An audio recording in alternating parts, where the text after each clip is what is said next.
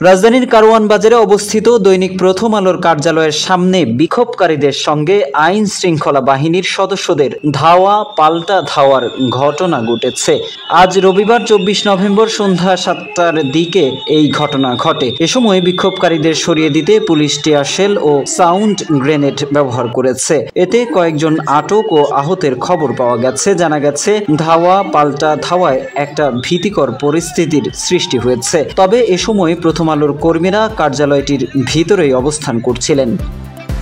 এদিকে দুপুরে রাজধানীর কারওয়ান বাজারে পত্রিকাটির কার্যালয়ের সামনে এই কর্মসূচি শুরু করে বিক্ষোভকারীরা। পরে তারা কালো রঙের একটি গরু জবাই করে। বিক্ষোভকারীরা জানান, প্রথম আলো ও ডেইলি স্টার ভারতীয় আগ্রাসনে সহায়তা করছে, ফলে তাদের তওবা করার জন্য এ জিয়াফত কর্মসূচি করা হচ্ছে। বাংলাদেশের জনগণ ব্যানারে গরু জবাই করার কর্মসূচি ও বিক্ষোভ সমাবেশ করছিলেন বিক্ষোভকারীরা।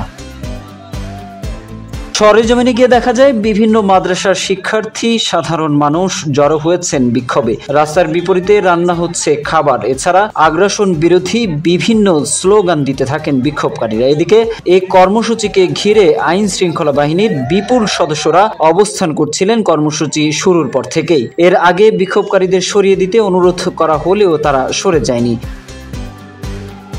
এর আগে গত বৃহস্পতিবার ও শুক্রবার প্রথম আলো ও ডেইলি স্টারের সামনে বিক্ষোভ কর্মসূচি পালন করে একদল বিক্ষোভকারী।